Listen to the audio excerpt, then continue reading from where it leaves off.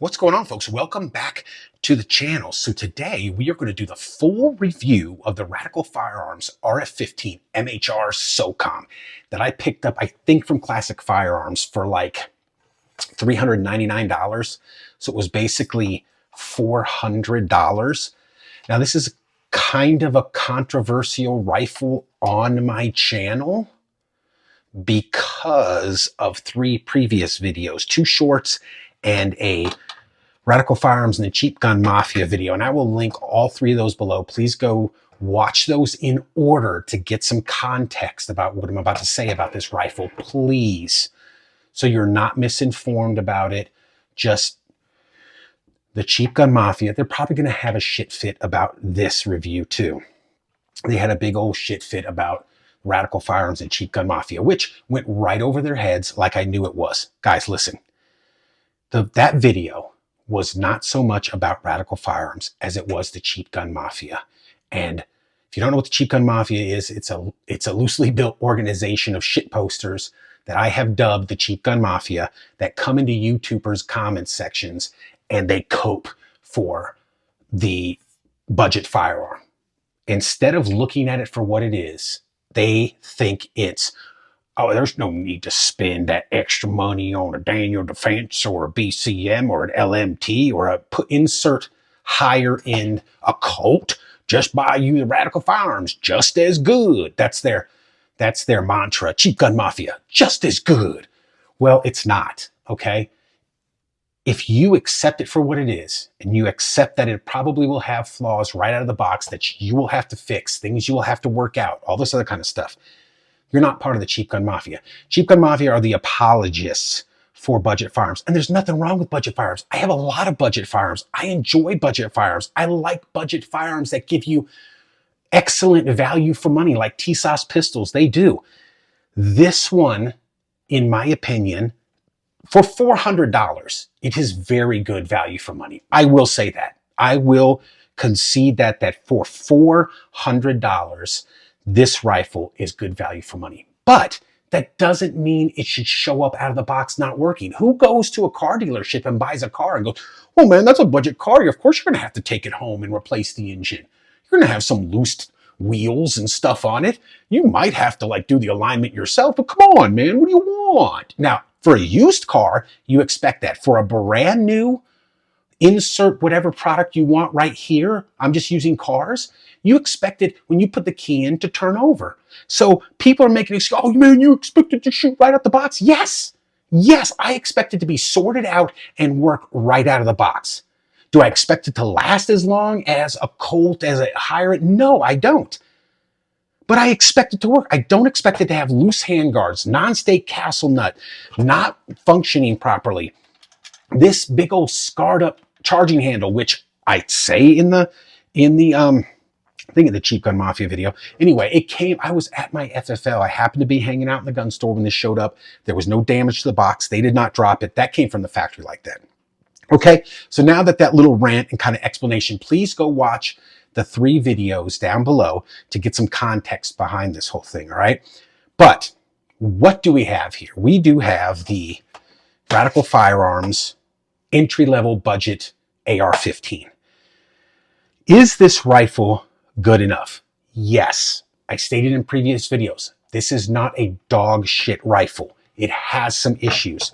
Pretty standard issues that a lot of budget rifles, especially AR-15s, come with, because the prices are getting so cheap on these now, which is great for all of us, but they're gonna overlook some little things and you're gonna have to sort it out for yourself most of the time.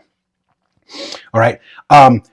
Like I said, the issues I had with this firearm was this handguard was loose, extremely loose, right out of the box. So of course I had to tighten all these up.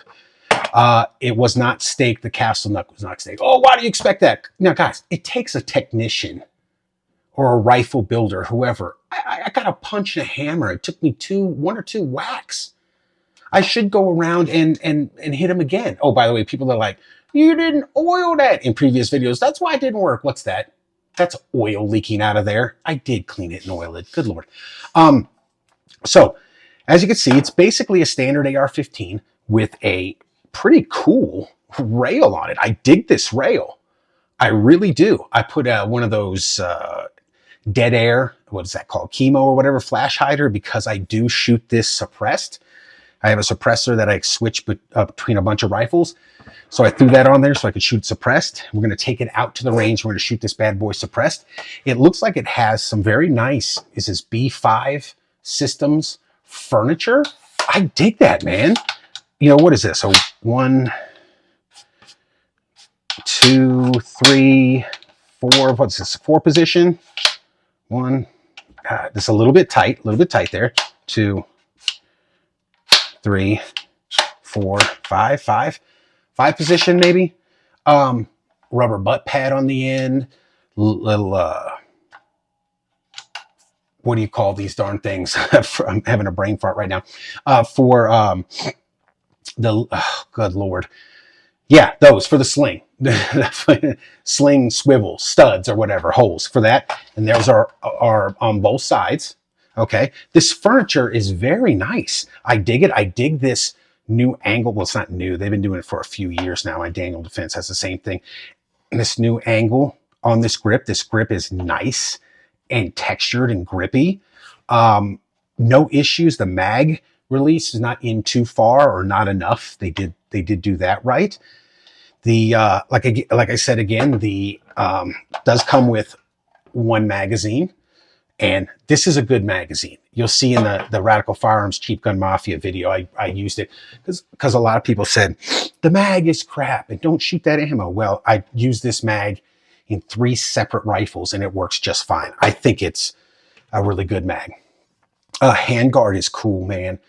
As you can see, I put a Vortex, not sure what model that is, put a Vortex on there, put some backup irons on there.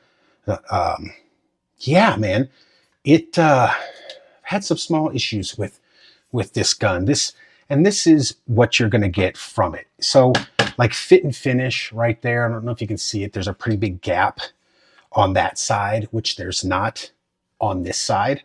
That's kind of the things you should come to expect from some budget guns. Is it cockeyed? I don't think so. Safety works just fine. Very positive. Have had no problems with that. Like I mentioned, I was at my FFL when we unboxed the rifle. There was no damage to the rifle, so it didn't happen in shipping.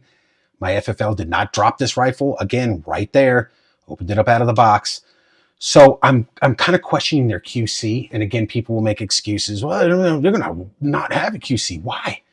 Why can't you take 5 minutes? I noticed that the minute it came out of the box. Why can't you take 2 minutes to go over the rifle? Again, I should have left it, but the handguard was wicked loose. Had to tighten these up and Loctite it to make sure it stopped.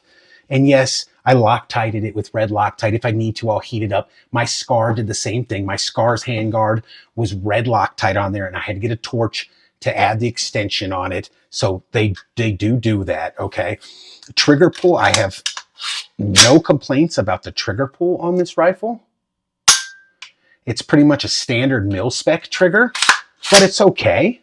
I mean, it's nothing fancy. This is kind of it's a budget gun. It's a bare bones rifle. I think these probably go for $600 to $650, somewhere around there. So when I saw it for $399, I was like, okay, let me see what $399 can get you in the AR game nowadays. And this is what it got. Few small issues. If, excuse me, if you are buying this, you're rolling the dice, kind of like if people have seen my channel.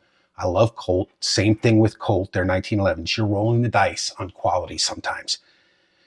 You will get you'll get a mixed bag. Some people get them and they're perfect right out the box. Some people get them and they're dog crap right out of the box. And some people get them and they're in the middle. They're like a few small issues, like a loose handguard and a non-stick castle nut. I can deal with that. But so you are taking a chance when you order one of these, or just any budget rifle. Okay. of getting a limit. Now, you're taking a chance with all manufacturers when it comes to that. But higher end manufacturers tend to spend a lot more time on their QC, going over the rifles, their testing, and you will get it a lot less from those companies than you will smaller operations like this. Is this a dog shit rifle? No, it is not. Can this rifle perform the job it was designed to do? Absolutely, 100%. Do I hate Radical Firearms? No, I don't hate Radical Firearms. I don't dislike them. I don't know them. I don't want them to go out of business. I want more and more Second Amendment companies, from you name it, ammunition to holsters to firearms. I want these guys to do good. I want them to sell a bunch of rifles. But I have got to be honest with you when it comes to these reviews. I can't be like, this is the Radical Firearms, the greatest value for money ever. If you get a good rifle, and if you get a good rifle, okay, and it only costs you $399, $400 for the guys, right? It's basically $400. Yes, it is. Okay, good Lord. If you were able to get this rifle for $399, I would say jump on it. That's why I did buy it. Anything more than that, man, I don't know. I just, with some of the issues, but also go into it knowing, guys, that you might have to do some work on some of these guns. You might have to tighten things and stake things and do a break-in process and run different ammo types through it and all other kinds of stuff and figure out what it likes and does not like, you know, as far as ammo goes, as far as mag goes, as far as all that other kind of stuff. So let's take this out the range. I'm not going to weigh it or do a trigger pull job on this kind of stuff. It's a standard mil-spec AR trigger, maybe a little bit better. I'll give them that. This is a little bit better than some of the mil-spec triggers I have fired before.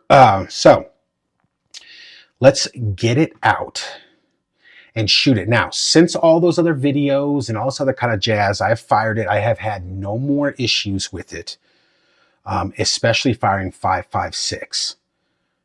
We still haven't, I'm running out of steel 223, but we're gonna take it out to the range. We're gonna shoot a bunch of ammo through it and see how it performs. So let's get out on the range and see how this bad boy does. All right, folks, so we are out here for the range portion of this review of the Radical Firearms RF-15 Socom MHR. We have the Dead Air Sandman S on here. We're going to shoot suppressed. We got a Vortex. I don't know what this is. A Vortex something or other. Did I forget to put the caps back on? I was confirming 0, the red dot, and it was way off. But we're good now. We got some paper and a little bit of steel down there at 25. I'm only shooting at 25 today on my pistol range because I have a rifle berm that's from this spot about 160 yards away, but it's a swinging target, a 10-inch plate, and the chains were blown off. That's me missing, hitting the chains. I haven't been able to repair it yet because of the winter, so I got to get on that, and as soon as I repair it, we can shoot there. But I had to get this video out because, as you can see, other than the wind, which is normal for Wyoming, it's freaking beautiful out here, so I could not let this pass up. I am a fair weather shooter. I do not like shooting in 4 inches of snow. I'm not Grand Thumb. I'm not shooting in all tacked out snow gear and all that other kind of crap. And I'm not the dude from Tacticon who wears flip-flops in the snow. I'm not that cool, okay? I'm not that guy, pal. All right, I'm not that guy. You're not that guy, pal. Trust me. You're not that guy. But we're going to shoot at some paper down here at 25. I got a USPSA target. Maybe I'll shoot a little bit of steel from here. Not too much, though, because I don't want to tear up my steel. And we'll just see how it shoots and how it's running, as you know. Then we'll go over the final thoughts on the stuff we discussed on the tabletop review. So let's just get some shooting, man. Got an extra mag back here? Yes, I do.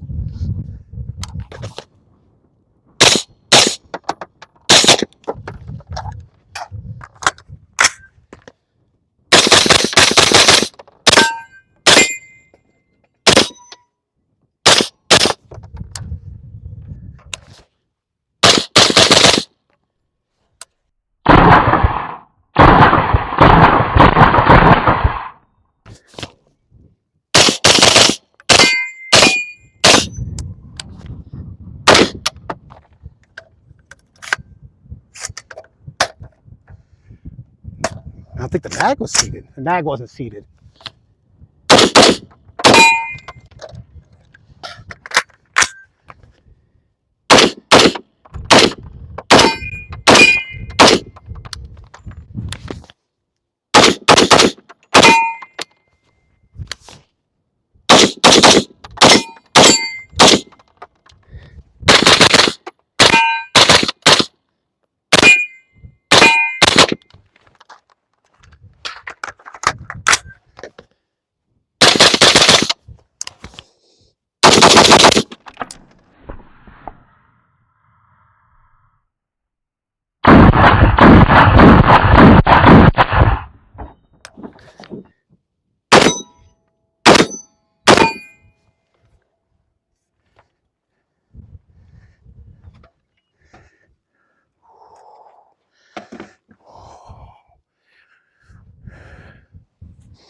Look what I just noticed.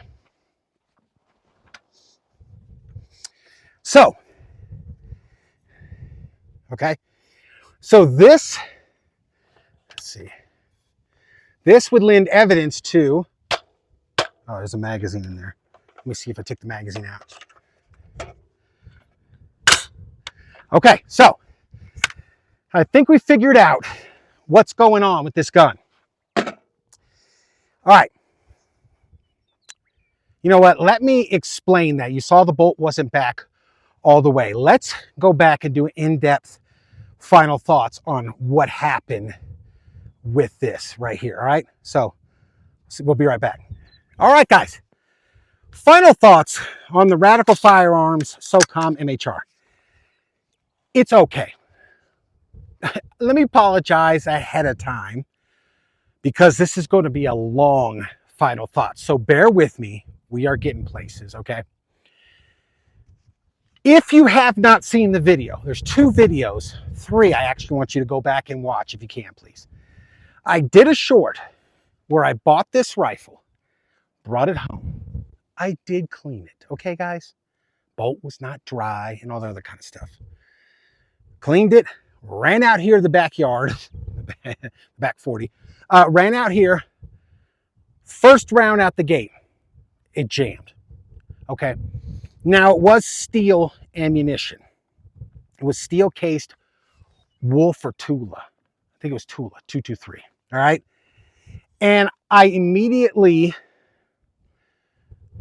went and said, I wonder if it will do this with brass case, but I didn't bring any out here. So I go back to the house, which was about 600 yards away. So not that big a deal. But I went back to the house, got some brass, came back out, sighted it in with the brass, shot about 80 rounds, no issues, okay?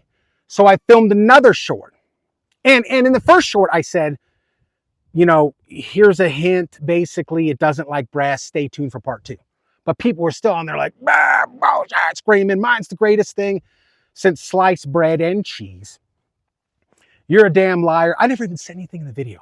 I just fired the gun in the very first round. It choked, okay? So I was not optimistic until I fired some 5.56. Again, that was Tula steel case 223. And I don't think it really has anything to do with the steel case.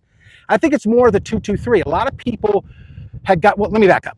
So a lot of people didn't see the second video. They just flipped out because the Cheap Gun Mafia likes to, you know, have a shit fit whenever you show exactly what a budget gun does. Now, if the budget gun does great, awesome. If it fails, they will be all up in your comments like assholes and, you know, saying it's my fault and all that other kind of stuff. Whatever. I made the second short. At that point, the gun had about 80 to 100 rounds to it. No hiccups, no problems, no issues. I stated that in the second short. A lot of people didn't see that one. That didn't gain as much traction as the first one did. So then I did a video addressing that called Radical Firearms and the Cheap Gun Mafia. And like the Cheap Gun Mafia likes to do, it totally went over their head. It wasn't so much about Radical Firearms as it was about the Cheap Gun Mafia that go into YouTubers to gun tubers, but it happens in other, because I have other channels and it happens there too, but not as much. People are fiercely fiercely defensive about the guns they buy. And you know, if they buy a $300 gun, it's the greatest gun in the world to them. And I understand that. So they went berserk. They totally went over their head, and it was about them going berserk. And they just did the same thing in that video. And I said in the video that this rifle was just okay. And I stand by that. However, it just came back out here. The ammo that I shot in that video and the ammo I shot out here were probably, and just plinking around with it, were probably up to 250 rounds. And I haven't had any issues with it, except for the last thing you just saw with the bolt not going back all the way. And I think I know why. In that video of Radical Firearms and the Cheap Gun Mafia, a couple people came through and they were intimately familiar with this gun. I think they said it has like a .625 gas port on the rifle. And I think that's what it was. Don't quote me on that. And that it needs hot 5.56 to work. And now that's been my experience now. It just proved it to me, because if you saw that last bobble, which the gun worked, okay, but it failed to lock back all the way. That was 223 right here. That was Arms Core 223, okay? Not 5.56. So it's probably a little underpowered, because 223 is less powerful than 5.56. So in all the shooting you've seen in this video, and the shooting I've done before, and the shooting I did in the Radical Firearms and the Cheap Gun Mafia video, I have not had any issues with this gun with 5.56, either 55 or 62 grain. A lot of the stuff we were shooting today was green tip. So I didn't have any issues with that. Lockback worked perfectly. No issues. For the people that were up in the comments about the last video, and I'll put a link to that down below, Radical Firearms and Cheap Gun Mafia, who said it doesn't like 223, you were correct. It does not. And I don't know how I feel about that, because in that other video, I proved that my SCAR, my Tavor, my Daniel Defense, I didn't film. I filmed one of my SBRs. It's a 7.5-inch SBR. I filmed that shooting the steel case Tula, and it worked just fine. Now I know, because it's a 7.5-inch and because of reliability issues, and that's a hodgepodge SBR that I put together. Legal, of course. I know the gas port's probably blown wide open to help with reliability. Because, and the reason I'm not too sure about that for a go-to-war fighting rifle is, what if stuff goes south and you're on the picking up ammo kick and you can only get 223? You know, how plausible is that? Not very plausible. Just stack up on military surplus 5.56. There is definite value in this rifle and in budget lines of rifle. I think the rifle looks good. Let me clear some things up from the last video. If you're somebody who watched, or you go down below after this and you watch Radical Firearms and Cheap Gun Mafia, I was not shitting on them. I said it before. I said this rifle is not dog shit. I'm not shitting on Radical Firearms. Radical Firearms, if you see this, I'm not shitting on you. I want you guys to succeed. But you know, for $400, that's what I paid for this, $400. And there were some obvious QC issues like I had to do. Like I had to stick the castle nut. God, and there were people like, well, for a $400 rifle, you're going to have to do some of your own work and stick your own castle nut. Why? Why? It takes the builder, an AR builder. It took me a punch and a hammer and 2 whacks. A pro putting 6-8 of these together a day, probably just pink. Why? Why can't you do that? The handguard was loose, okay, right out of the box. The handguard was loose, a lot loose. You know, as discussed at the tabletop, the scratch right here, and I explained in the Cheap Gun Mafia video that I was there. I happened to be at my FFL when it showed up. They took this out of the box. They did not drop it. There's no signs of any other scratches or drop marks on this rifle. So I'm assuming this was dropped before it was put in the gun. There was no damage to the box. There was none of that stuff. So it came from the factory like that. With that being said, I do like the angle of this grip. That's cool. I like this buttstock, super comfortable. As you can see, I put a, what do they call this? A chemo or whatever. This is a dead air 3-prong flash hider on there to attach a suppressor. It's got some Magpul backup sights. It's got this vortex. I think out the door, okay, because of course I had to pay transfer fee, so it was a little over $400. Out the door, as the rifle sits right now with the sights, I got a hell of a crazy deal on this. I don't remember what it was, a little over 100 or something, and it's a great sight. This probably sits around, I think it was 75. These go for like 75. So let's say 200 for these two, 400 for the rifle. You're under 600 bucks. You're probably mid fives for the rifle as it sits right now. That's pretty good. And I like the way this rifle looks. I like this rail. I think it looks cool. It shoots perfect with the suppressor, as you saw. Oh, that's the other thing. The rifle, if you're going to shoot 223 out of this rifle, shoot it with a suppressor. It gives that extra back pressure. There was no issues with the Tula that we shot in the other video and the arms core in this video. No issues at all, okay? So again, let me reiterate, and you know, Radical Firearms fans, don't freak out.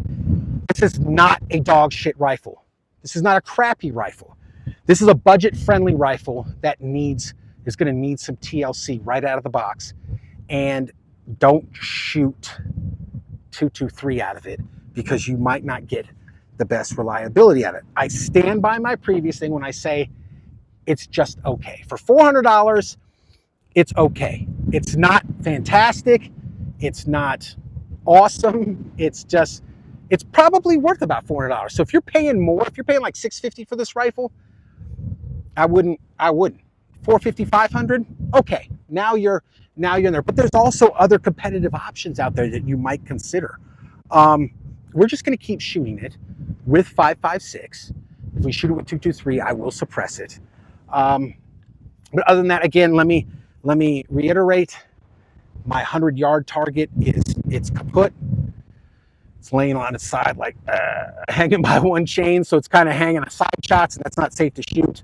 I haven't repaired it, but again, I had to get out here because the weather is so beautiful. Finish this review because I've done several videos on this rifle without doing the full review. By the way, people are like, oh, it's so dry. Look at the oil. Can you see it right there? All right there, the oil coming out. It's not dry. Okay, I cleaned it. I cleaned it after the Radical Firearms and the Cheap Gun Mafia video too. So Cheap Gun Mafia, if you're not satisfied with that, I'm sorry. This is not the holy grail of deals. You did not get Daniel Defense Rifle. You did not get, you know, LMT. You did not get LWRC rifle for 400 bucks. You did not get that. You got a budget rifle. That's good enough, okay? It's good enough. Can we agree on it? It's good enough. It will work sufficiently for what it was designed for. And the longevity on it, I'm not sure. We're just going to keep shooting it. I've seen other videos of horror stories on this thing, but they're not the only company that has some problems. And this one seems to be okay. Again, like I said, after I was able to tighten up the rail, stake the castle nut, figure out that it does not, I might change out that charging handle, although it works. I'll probably just leave it. After I was able to figure out that 223 is the issue in this rifle, it's not inherent to it being flawed or broken or anything. Now that we know that, we can move forward and just shoot the heck out of this sucker. So there it is, guys. It gets an okay rating from me. Thanks for watching. We will see you next time.